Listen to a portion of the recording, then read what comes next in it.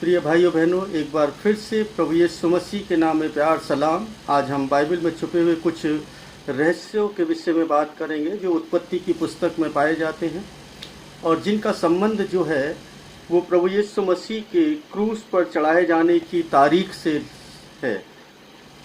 इस वीडियो को बिल्कुल भी स्किप ना करें, नहीं तो आपको कुछ भी समझ में नहीं आएगा। और ये वीडियो कोई आम वीडियो नहीं होगी, बल्कि इसमें जो रहस्य है उसको हम कैसे समझ सकते हैं कि उत्पत्ति की पुस्तक में प्रभु यीशु मसीह के क्रूस पर चढ़ाए जाने की दिन और तारीख निश्चित कर दी गई थी। हम है ना एक बात को समझते हैं। क्या आप जानते हैं कि बाइबल में छुपे जो बहुत सारे रहस्य परमेश्वर ने उत्पत्ति की पुस्तक में पहले से रख दिए हैं। इसके विषय में आप कभी चिंतन और मनन करते हैं? इससे पहले कि मैं अपनी चर्चा को आगे बढ़ाऊं, मैं कुछ बातों को रखना चाहूँगा। व्यवस्था 29 उसके 29 पद में लिखा है, गुप्त बातें हमारे परमेश्वर यहोवा के बस में हैं, परंतु जो प्रकट की गई हैं वे सदा के लिए हमारे और हमारे वंश में रहेंगी, इसलिए कि व्यवस्था की सब बातें पूरी की जाएं। बहुत सारी बातें जो हैं वो प्रकट हैं और बहुत सारी बातें जो हैं वो प्रकट नहीं हैं। उनको खोजना पड़ता है, उनको उस रहस्य को समझने की ज़रूरत होती है। और यही आज हम करने की कोशिश कर रहे हैं कि बाइबल में जो रहस्य है उस रहस्य को समझें कि यीशु मसीह के क्रूस पर चढ़ाए जाने की दिन और तारीख उत्पत्ति की पुस्तक में कैसे अंकित हो गई। इसको हमने कभी समझने का यत्न ही नहीं किया। दूसरा पद और एक और है, जो दुनिया के सबसे बुद्धिमान व्यक्ति जो हैं, जो परमेश्वर के वचन को बड़े रहस्यमय तरीके से हमारे समक्ष रखते हैं, और वो सुलेमान हैं। और सुलेमान कहते हैं नीति वचन 25 उसके 2 पद के अंदर, परमेश्वर की महिमा गुप्त रखने में है, परंतु राजाओं की महिमा गुप्त बात से के पता लगाने से होती है। यहाँ पर भी हम देखते हैं कि जो सुलेमान हैं वो कहते हैं कि जो परमेश्वर की महिमा है गुप्त रखने में है और राजाओं की महिमा गुप्त बातों के पता लगाने में। यानी कि अगर हम परमेश्वर के वचन से कुछ बातों को पता लगाते हैं तो ये बड़ी महिमा की बात होती है, इसलिए हमें उसका उल्लेख हमेशा करना चाहिए। अजी, इससे पहले कि मैं उस रहस्य में घटना की तरफ चलूँ और उस रहस्य में तारीख की बात करूँगा, क्योंकि वो बहुत ज़रूरी है और उन घटनाओं को पहले मैं रखना चाहूँगा। बाइबल की एक अनोखी घटना ना आपको देखने के लिए मिलती है, एक बड़ी अद्भुत, बहुत ही अद्भुत पहेली के जैसी है। बाइबल में हम सबसे बड़े बूढ़े व्यक्ति को जानते हैं।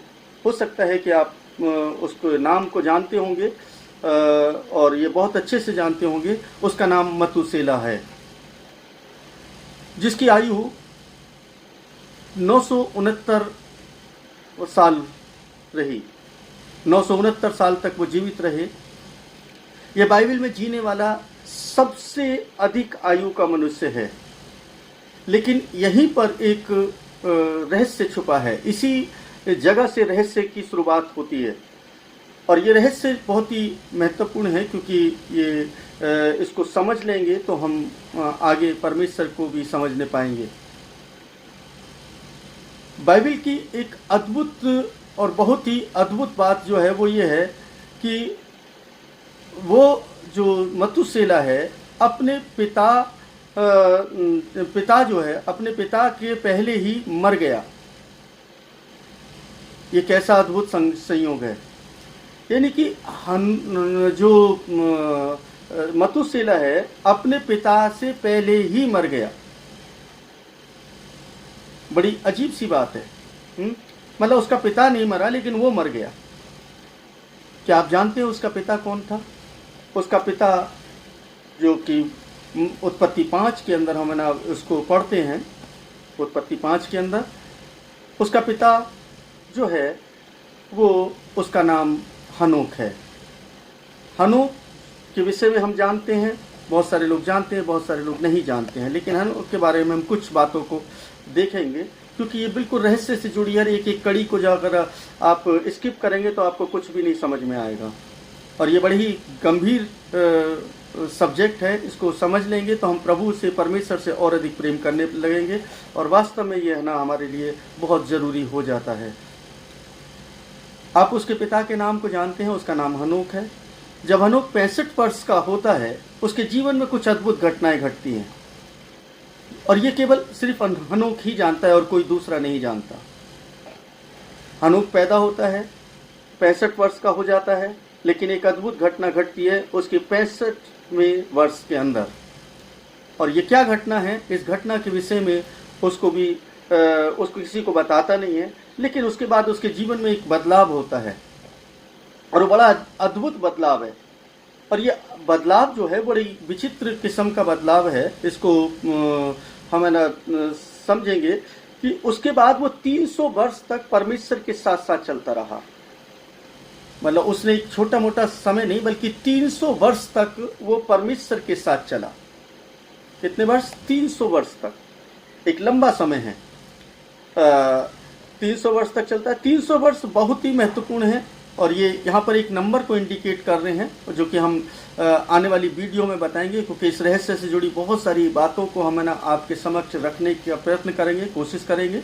जो प्रभु ने हम पर प्रकट की हैं हम उनको आप तक जरूर बताएंगे, ताकि आप लोगों तक वो रहस्य में बातें पहुँच सकें जो बाइबल की रहस्य की बातें हैं। और 300 वर्ष बहुत ही महत्वपूर्ण है। हनोक परमेश्वर से बातें करता था, उसके अनुरूप चलता था, जैसे वो परमेश्वर कहता था वैसे ही वो चलता था। एक और सत्य है, मतलब इसके अलावा एक और सत्य है जो हनोक के विषय में हम पढ़ रहे हैं, तो उसके आगे भी हम पढ़ते हैं। नूह की बाढ़ आने से पहले 4 पीढ़ियों तक प्रचार होता रहा, ताकि लोग परमेश्वर की तरफ अपने बुरे कामों से फिर जाएं और यहोवा परमेश्वर की उपासना करने लगें। जो प्रचार कार्य है वो 4 पीढ़ियों तक चला। नूह के समय जब बाढ़ आई उससे पहले 4 पीढ़ियों तक एक ही काम होता रहा कि तुम अपने पापों से फिर जाओ, अपने बुरे मार्ग से फिर जाओ। बिल्कुल सेम वही कंडीशन लग रही है आज की भी। लोग है ना बोलते जा रहे हैं कि ना अच्छे मार्ग पर चलो, अच्छे मार्ग पर चलो, लेकिन लोग चलना नहीं चाहते। सेम है ना उन्हीं दिनों की याद दिलाती हैं। यहाँ पर हम एक घटना को देखते हैं जो कि बहुत ही महत्वपूर्ण है। और इस घटना में एक बात होती है, मतूशेलह जो नाम है, ये नाम है ना कोई ऐसे ही नाम नहीं आ गया। इस नाम का एक बड़ा महत्व था। और ये मतूशेलह जो नाम रखा गया, ये इब्रानी भाषा के 2 शब्दों को मिलाकर के रखा। और इसका अर्थ बड़ा ही गंभीर है। इसका अर्थ इतना गंभीर है कि जब आप इसको समझेंगे तो मालूम चलेगा कि ना क्या ऐसा भी हो सकता है कि परमेश्वर की तरफ से ऐसा नाम दिया जा सकता है। और हनोक ने ऐसा नाम रखा। इसका पहला जो शब्द है वो है मूत, जिसका मतलब है मृत्यु, मौत। यानी कि 2 पार्टों में है ना इस शब्द को है ना, इस नाम को बांटा गया है। पहला शब्द है मूत, इसका मतलब है मृत्यु। यह बाइबल में जो है लगभग 125 बार से ज़्यादा आया है। मतलब 125 बार से ज़्यादा ये मूत शब्द जो है आया है हिब्रू बाइबल के अंदर। अगर हम हिब्रू बाइबल की बात करते हैं तो 125 बार से ज़्यादा इसको देखने के लिए मिलता है। तो पहला शब्द हो गया मूत, जो कि मृत्यु को दर्शा रहा है। दूसरा शब्द है सालक। सालक जो है इसका मतलब है लेकर आना या भेजना। सलक मतलब लेकर के आना या भेजना। अब इसका जो दोनों को मिलाकर के जो नाम बनाया वो बना मतूशेलह। और मतूशेलह इसका मतलब है हम यहाँ पर ऐसा कह सकते हैं कि वो मौत लेकर के आएगी। यानी कि उसकी जो मौत है वो यहाँ पर कुछ अजीबोगरीब घटना, यानी दुनिया की तबाही को लेकर के आएगी।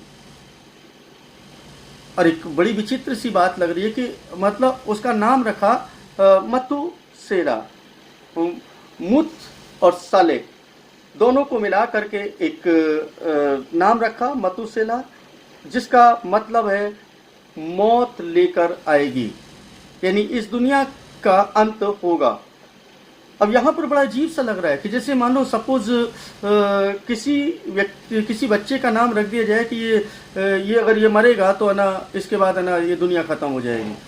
तो जब भी है ना कभी उसको कोई भी परेशानी होती होगी, कोई बीमारी होती होगी, तभी सब लोग घबरा जाते होंगे शायद कि अरे इसको कुछ नहीं हो जाए, क्योंकि जब तक ये ज़िंदा है तभी तक है ना हम लोग ज़िंदा हैं, अगर ये इसको कुछ हो गया तो हम सब नाश हो जाएंगे। ऐसा शायद है ना उस समय कुछ लोगों ने भी सोचा भी हो। लेकिन यहाँ पर हम कुछ गणना कर लेते हैं, एक गणना जो कि बहुत ही महत्वपूर्ण गणना है। इस गणना को समझेंगे और इस गणना को समझ करके हम है ना आगे बढ़ेंगे, क्योंकि बहुत लंबी वीडियो नहीं करूँगा मैं, बहुत छोटी सी है ना वीडियो, क्योंकि जब हम टीचिंग में जाते हैं तब है ना एक लंबा समय लेते हैं, लेकिन शॉर्ट वीडियो में हम इसको समाप्त करेंगे। मतुसेला जब 187 वर्ष का होता है तब उससे लेमेक पैदा होता है। मतुसेला जब 187 वर्ष का होता है तब उससे लेमेक पैदा होता है, और जब लेमेक 182 वर्ष का होता है तब नूह पैदा होता है।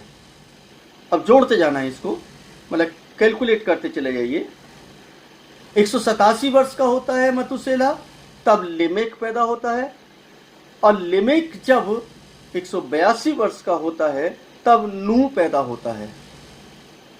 नूह जब 600 वर्ष का होता है तब बाढ़ आ जाती है। इसका मतलब हुआ कि ये जब इसको टोटल करते हैं तो 969 साल बैठता है, जो कि मतुसेले की उम्र है। जिस साल मतुसेला मरा उसी साल इस पृथ्वी पर बाढ़ आई। जिस साल मतुसेला मरा उसी साल इस पृथ्वी पर बाढ़ आई। मतुसेला 187 वर्ष का होता है तो लेमेक पैदा होता है। लेमेक जब 182 वर्ष का पैदा होता है तब नूह पैदा होता है। जब नूह 600 वर्ष का होता है तब बाढ़ आती है और सब कुछ नाश हो जाता है, सब कुछ तबाह हो जाता है।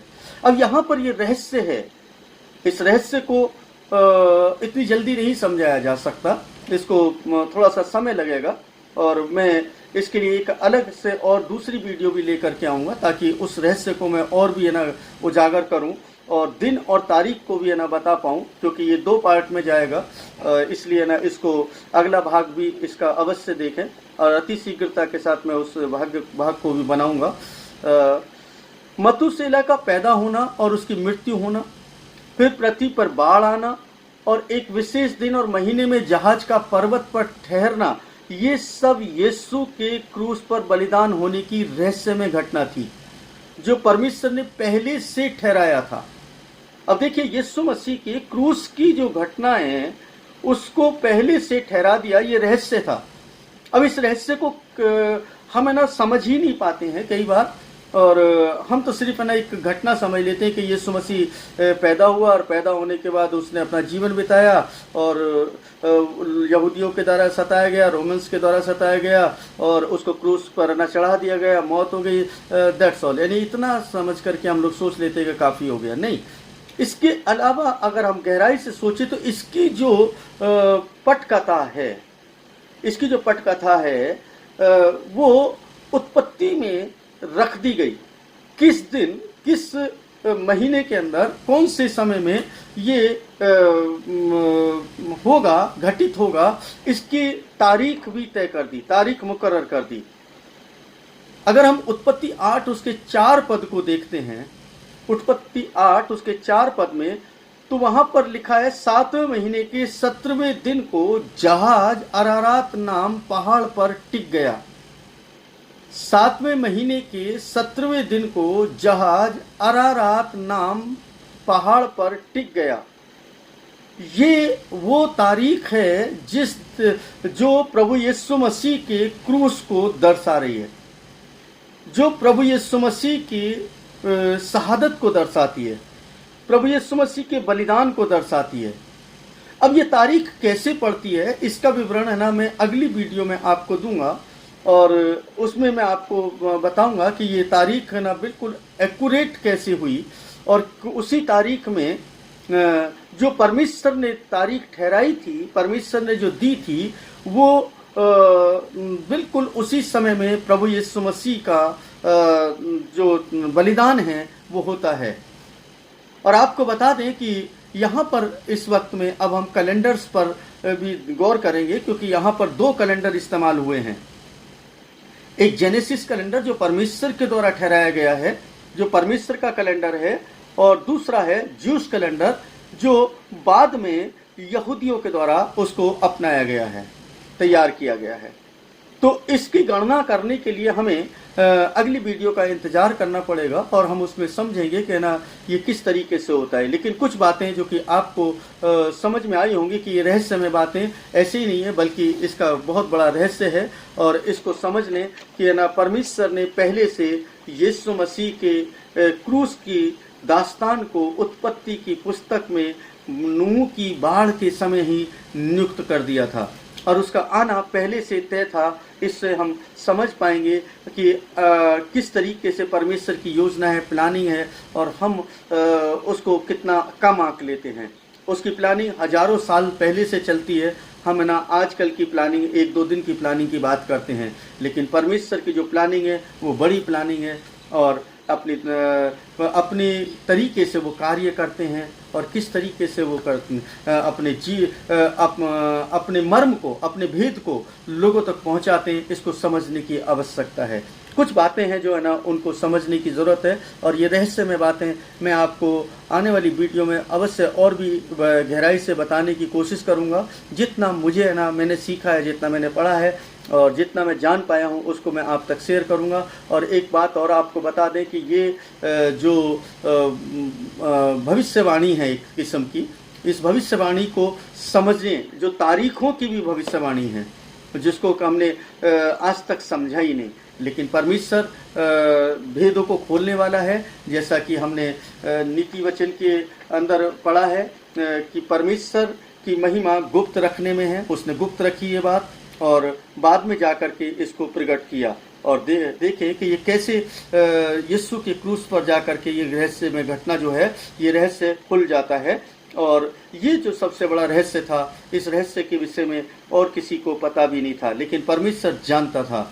मतुसेला का जन्म होना, उसका नाम का रखना, उसके नाम के का मतलब निकलना, मौत लेकर के आएगी, ये भी है ना एक रहस्य है, जिसको परमेश्वर ने बाद में साबित किया जब बाढ़ को लेकर के आया। और इस तरीके से हम आने वाली वीडियो में हम बिल्कुल आपको वो तारीख और वो समय भी बताएंगे जो है ना उत्पत्ति के अंदर जो नूह की बाढ़ के समय है ना परमेश्वर ने दी थी, वो कितनी सटीक है, और किस तरीके से परमेश्वर ने उस तारीख को पहले से बता दिया था कि किस दिन और कौन से महीने में वो सलीब पर चढ़ाया जाएगा। परमेश्वर आप सभी को आशीष दे, और दूसरी वीडियो का इंतजार करें, और इस वीडियो को हो सके तो दूसरों तक अवश्य पहुंचाएं। धन्यवाद।